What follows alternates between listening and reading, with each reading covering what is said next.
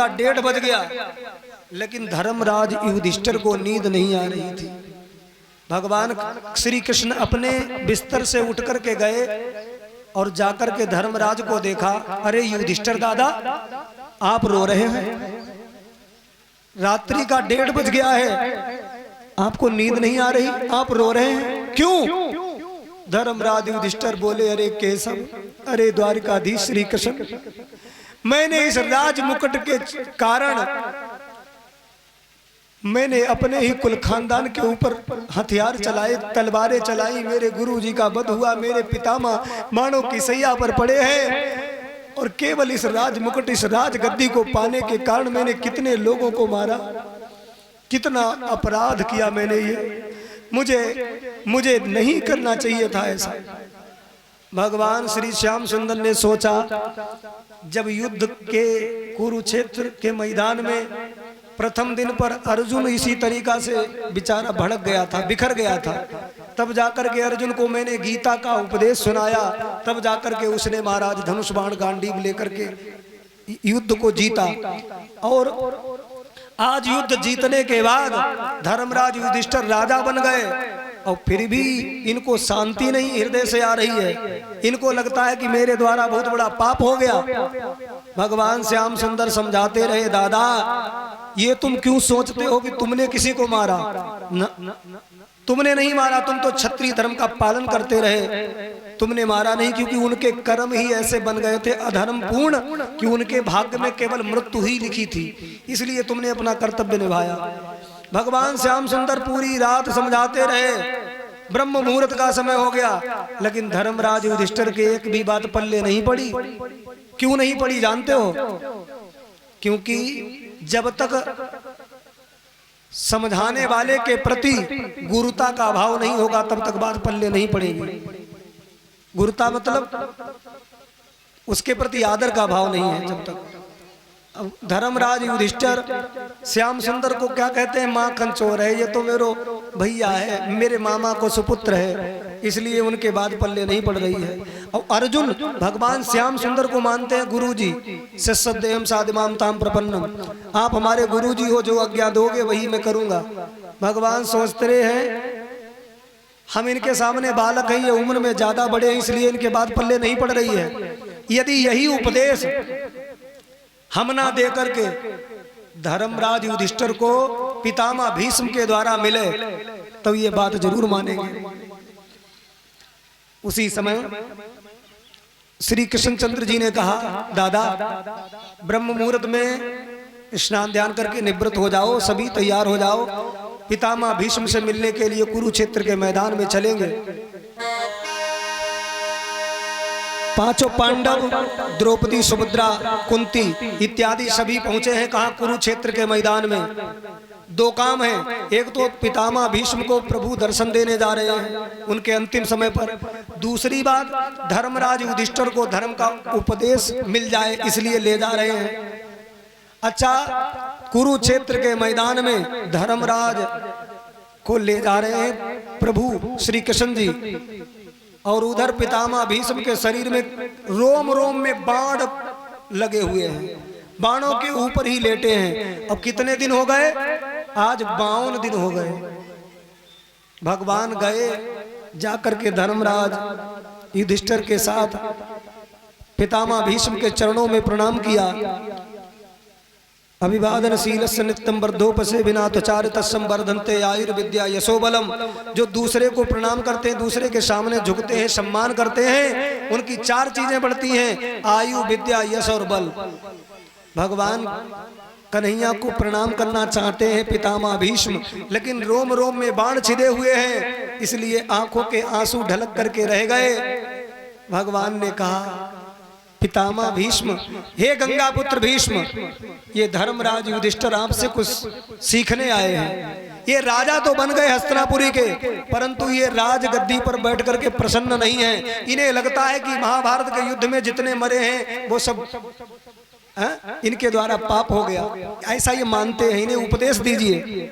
तब पितामह भीष्म ने कहा, अरे केशव, तुमसे बड़ा ज्ञानी कौन है और कौन समझा सकता है तुमसे ज्यादा श्रेष्ठ, परंतु तुम मेरा इतना आदर करते हो, तुम कहते हो समझाओ, तो मैं कुछ बातें समझा रहा हूं, सुनिए।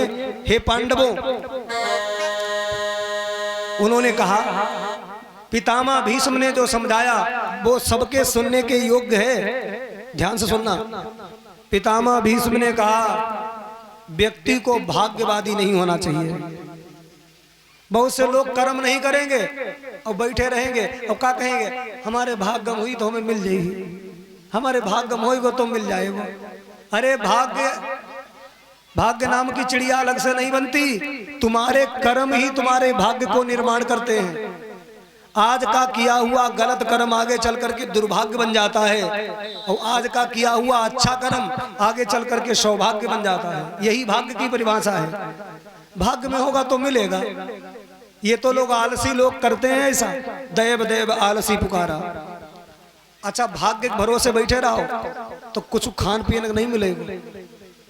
ना मानो कैसो करके देख लो, अपने घर जाइयो आज और जाए के कमरा में प्रवेश कर लियो अपने आप, और कमरा में लेके ताला अंदर से लगाई लियो और चाबी एक खिड़की में बाहर फेंक दियो और अंदर ही बैठियो और जा कहियो, मेरे भाग्यम हुई तो खाना है नहीं आई जी, भाग्यम हुई तो भोजन है नहीं आई जी, भाग्यम हुई तो हमारे लिए खाना आई जी। तो तुम ताला लगाए हो अंदर से, चाबी तुमने बाहर फेंक दी। कर्म करनो नहीं चाह तो तुम एक दिन नहीं, तुम 2-4 महीना उसके अंदर महाराज पड़े रहो, धीरे धीरे प्राण निकल रही लेकिन खाना अंदर ना आई, क्योंकि भगवान ने बुद्धि दी, हाथ पैर दे। कर्म क्यों ना कर रहे हैं? कर्म करके कमाओ खाओ। तो भाग्य के भरोसे नहीं रहना चाहिए। दूसरा उपदेश ये दिया कि गृहस्थ व्यक्ति को, जिसकी पत्नी है बच्चा है, उसको खाली नहीं बैठना चाहिए, खूब कर्म करना चाहिए, खूब धन कमाना चाहिए। गृहस्थ व्यक्ति को ज्यादा से ज्यादा धन कमाना चाहिए, खूब धन कमाओ, लेकिन जितना तुमने कमाया है उसको 10वां हिस्सा धर्म के कार्यों में लगाते रहो। कथा, भागवत, हवन, भजन, पूजन साल 6 महीना में जरूर करवाओ। मंदिर का निर्माण होता है उसमें सहयोग दो, भंडारा में सहयोग दो, कन्या का विवाह होता उसमें थोड़ा सहयोग दो, करना चाहिए। यदि कमाते ही रहोगे उसमें से कभी धर्म कर्म के कार्यों में खर्च नहीं करोगे तो वो तुम्हारे परिवार के लोगों की बुद्धि को बिगाड़ देगा। कैसे? जैसे एक कुआं में पानी भरा है और जब तक उसमें से पानी निकलता रहा तब तक पानी बढ़िया पवित्र मीठा बना रहा। अब कुआं से पानी निकालना बंद कर दो और 5 वर्ष तक पानी निकालो ना, तो एक दिन वो कुआं को पानी दुर्गंध छोड़ने लगेगा, उसमें बैक्टीरिया तैयार हो जाएंगे, जीवाणु तैयार हो जाएंगे, फिर वो पीने के योग्य नहीं बचेगा। इसलिए निकालने से, धन खर्च करने से, दान धर्म करने से धन बढ़ता है, घटता नहीं है। ध्यान देना। अच्छा, एक बात और बताएं। एक गांव में एक कुआं में 5 कुत्ता लड़त आपस में, भाई कुत्ता लड़ते रहे कुआं किनारे, 5 कुत्ता लड़ते रहे भाई, महाराज ऐसे एक दूसरे पर भौंके भाई कुएं में गिरे जाए। 5 गिर गए और 5 मर गए कुआं। अब उसमें बड़ा दुर्गंध आ गई। उसी में को टोला मोहल्ला के लोग पानी पियत रहे, वो पानी पिए ना नहीं अच्छा लगे, तो लोग बोले भैया पंडित जी से पूछे आप पानी कैसे ठीक हुई। तो 2-4-5 लोग गए पंडित जी के घर। पंडित जी, कुआं को पानी बहुत ज्यादा बदबू छोड़ रहे हो, कुछ तरीका बताओ ठीक करो पानी। तो पंडित जी ने कही अपने गांव में चंदा करो, हवन करवाओ। अच्छा, हवन हुई गो। उसके बाद में कही इसमें गंगा जल छिड़कवाओ, इसमें थोड़ा सा इत्र छिड़कवाओ, गुलाब जल छिड़कवाओ, सब कुछ छिड़कवाई दो। अब ठीक, पंडित जी तो पूजा पाठ करके महाराज चले गए। दूसरे दिन फिर गांव के लोग पंडित जी के घर गए, कहने लगे पंडित जी आपने जो जो बताओ हमने सब करो। गुलाब जल डालो, गंगा जल डालो, गोमती जल डालो, हवन करवाओ, पूजन करवाओ, शहद डालो, सब कुछ डालो उसमें, खूब पूजा पाठ प्रार्थना करी, लेकिन उनको पानी बहु ना अच्छा लगे। उतनी दुर्गंध बढ़ते ही चली जाती। तो पंडित जी ने कही वो तो सब तुमने काम करो, लेकिन जो हिमा 5 कुत्ता लड़के मर गए रहे भाई निकाले कि ना। तो गांव के लोग बोले पंडित जी भाई तो वहां पर बता ही नहीं रहा। तो महाराज कहने का मतलब हमारे शरीर में काम, क्रोध, लोभ, मोह, अहंकार ये 5 कुत्ता इस शरीर के अंदर है। ये अपनी अपनी महाराज दुर्गंध छोड़ते हैं, और जब तक ये नहीं निकलेंगे तब तक तुम कितने गंगा जी नहाओ, कितनों महाराज हैं पूजा पाठ प्रार्थना सब कुछ करो, लेकिन जब तक महाराज इनसे तुम निवृत्त नहीं होगे तब तक तुम्हारे हृदय में शांति नहीं मिलेगी। ध्यान देना। अरे खाओगे, हाँ खाओगे, सुमिरन बिन गोता खाओगे, सुमिरन बिन गोता खाओगे, सुमिरन बिन गोता खाओगे।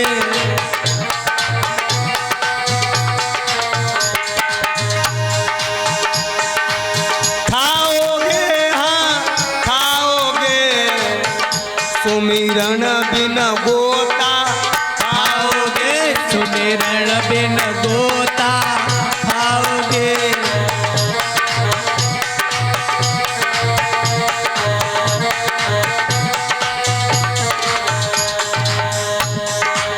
मुट्ठी बांध गर्भ से आया, मुट्ठी बांध गर्भ से आया, मुट्ठी बांध गर्भ से आया, मुट्ठी बांध गर्भ से आया। अरे हाथ पसारे जाओगे, जय हो। हाथ पसारे जाओगे, सुमिरन बिन गोता खाओगे, सुमिरन बिन गोता खाओगे, सुमिरन बिन गोता खाओगे।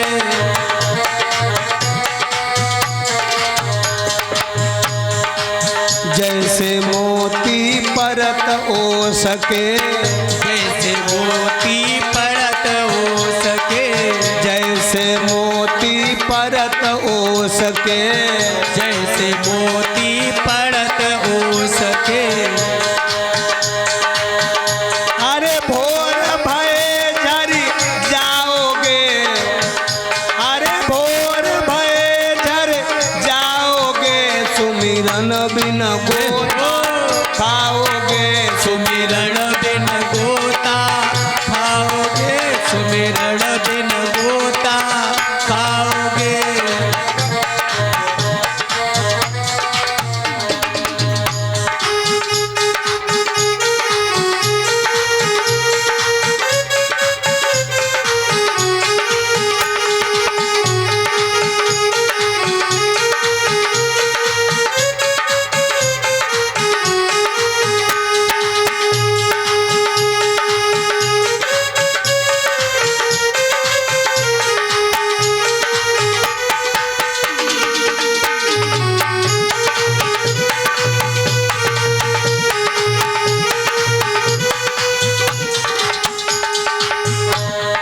जैसे हाथ लगावे हटवा, जैसे हाथ लगावे हटवा, जैसे हाथ लगावे हटवा, जैसे हाथ लगावे हटवा। अरे सौदा बिना पछताओगे, अरे सौदा बिना पछताओगे, सुमिरन बिन गोता खाओगे, सुमिरन बिन गोता खाओगे, सुमिरन बिन गोता खाओगे।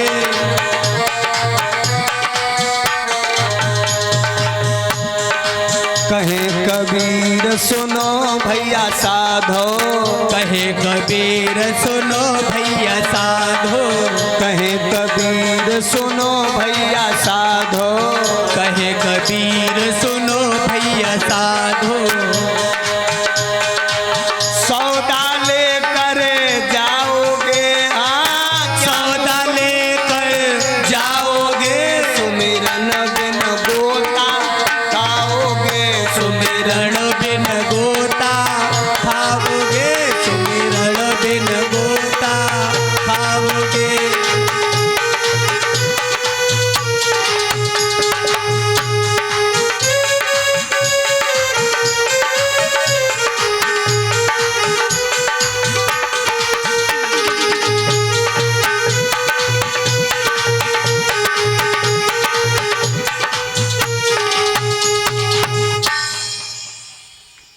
पितामह भीष्म ने दूसरा उपदेश दिया कि राजा को अपने राज्य में कभी भी अधर्म का समर्थन नहीं करना चाहिए, अधर्म नहीं करना चाहिए, पाप नहीं होने देना चाहिए, पाप नहीं करना चाहिए और पाप होते देखना भी नहीं चाहिए। ये पितामह भीष्म कह रहे हैं। जो पाप होते देखते हैं वो भी पाप के भागी होते हैं। ध्यान से सुनना, या तो तुम्हारे अंदर शक्ति है तो उसका विरोध करो, और ना विरोध करने की क्षमता है तो उस सभा से उठ करके चले जाओ, देखते मत रहो किसी के साथ अन्याय होता। जब ऐसे कहा तो द्रौपदी पीछे खड़ी थी, उन्होंने ऐसे साड़ी का पल्लू लगाया और थोड़ी सी हंसी पड़ी। पितामह भीष्म ने कहा, हे बहू द्रौपदी, मैं कितना धर्म कर्म का ज्ञान दे रहा हूं और तुम हंस रही हो। बहू, तुम राजा द्रुपद की बेटी हो, तुम हंस क्यों रही हो? जरूर कोई कारण है तुम हंस रही हो। द्रौपदी ने कहा, पितामह मुझे क्षमा करो, मुझसे गलती हो गई। पितामह भीष्म ने कहा, गलती नहीं, इसमें जरूर कोई कारण है देवी, तुम हंसी क्यों? तो द्रौपदी ने हाथ जोड़ करके कहा, हे पितामह, आज आप मुझे धर्म का उपदेश दे रहे हो, धर्म की बड़ी बड़ी बातें कर रहे हो कि पाप करना जितना बुरा है उतना ही बुरा है पाप होते देखना। तो याद करो वो कुरु राजसभा, जिस समय पर मेरे 5 पतियों ने मुझे जुआ में दांव पे लगा दिया, आप ही देखते रहे सभा में, आपने मना नहीं किया मेरे पतियों को। चलो कोई बात नहीं। उसके बाद दुर्योधन ने अपने भाई दुशासन से कहा, जाओ उस पांचाली द्रौपदी को केश पकड़ करके खींच करके लाओ मेरी सभा के बीच, और जंघा को पीटते हुए कहा, इसके वस्त्र खींच दो और इसे निर्वस्त्र करके मेरी जंघा पर बिठा दो। मुझे उसी सभा के बीच में उस कर्ण ने वैश्या कहा और मेरे साड़ी को पकड़ करके दुशासन खींचने लगा। तो हे पितामह, मैं सबसे पहले आपके पास में रो करके आई थी, याद है आपको? मैं सबसे पहले आपके पास में रो करके आई और कहा, पितामह ये आपके सामने मेरी साड़ी को हाथ लगा रहा है दुशासन, इसे तुम क्यों डांटते नहीं हो? और मैंने तुमसे गिड़गिड़ाते हुए कहा, मेरी रक्षा करो पितामह, मेरी रक्षा करो। आपने ये पाप क्यों होने दिया? मुझे जवाब दो पितामह। आज आप कहते हो कि पाप होते देखना भी बहुत पाप है, तो ये पाप आपने क्यों किया? वो तो भला हुआ मेरे द्वारिकाधीश श्री कृष्ण जी महाराज ने मेरी रक्षा करी, नहीं तो उस समय इस बहन की क्या इज्जत रह जाती और क्या तुम मुंह दिखाने के लायक रहते। हे पितामह, मुझे क्षमा कर दो। सोई द्रौपदी की बात को सुन करके पितामह भीष्म फपक करके रोने लगे और कहा, हे बहू, मैंने दुर्योधन का अन्न खाया था दूषित, इसीलिए मैं निर्णय करने में अक्षम रहा, मैंने निर्णय नहीं कर पाया। मैंने दुर्योधन का दूषित अन्न खाया था, इसलिए मैं दुर्योधन के खिलाफ ना बोल पाया। इस कथा से एक सीख और मिलती है, ध्यान रखना कि किसी का भी अन्यायपूर्ण से जो धन कमाया जाए उसमें से तुम खाओ मत। यदि अन्याय से कमाया हुआ धन तुमने खा लिया किसी के घर, तो महाराज तुम उसके पक्ष में ही बोलोगे, क्योंकि तुम उसके विरोध में बोल नहीं पाओगे, और उस गलत कर्म करने वाले का समर्थन करने लग जाओगे तो तुम भी बड़े पापी बन जाओगे। पितामह भीष्म कहते हैं, दुर्योधन का अन्न खाया था इसलिए मैं दुर्योधन के खिलाफ ना बोल पाया। देवी द्रौपदी, मुझे क्षमा कर दो। और मैंने तो अपनी माता गंगा से इच्छा मृत्यु का वरदान पाया है, चाहता तो मैं मेरे शरीर में बाण लगे थे तो मैं उसी समय अपने प्राणों को छोड़ देता, परंतु मैंने दुर्योधन के अन्न से जो रक्त शरीर में बनाया उसको ब्याज समेत कुरुक्षेत्र के मैदान में एक एक बूंद टपका दिया, इसलिए मेरी मृत्यु अब श्री कृष्ण को देखते देखते निकलेगी। और भगवान श्याम सुंदर से कहा, मेरे प्रभु ये बहुत बड़ी सबकी इच्छा होती है कि मृत्यु के समय पर भगवान का दर्शन हो, और आप मेरी मृत्यु को पवित्र बनाने के लिए आ गए हो। उत्तरायण काल आ गया और प्रभु मेरी मति आपके चरणों में लग जाए, बस मेरी यही प्रार्थना है। इतना तो करना स्वामी, जब प्राण तन से निकले गोविंद नाम कहकर मेरे प्राण तन से निकले हैं, गंगा या बंसी बट हो मेरा साबरा निकट हो, मुखड़े पे कुछ हंसी हो ये छवि मन बसी हो, जब प्राण तन से निकले। भगवान को देखते देखते पितामह भीष्म ने महाराज पंच भौतिक शरीर को महाराज त्याग कर दिया। आत्मा उनकी शरीर से निकल करके महाराज दिव्य रूप में प्रभु के धाम को चली जाती हैं, और पांचों पांडव महाराज मिलजुल करके पितामह भीष्म का अंतिम संस्कार करते हैं। इस कथा को यहीं पर विराम करते हैं हम।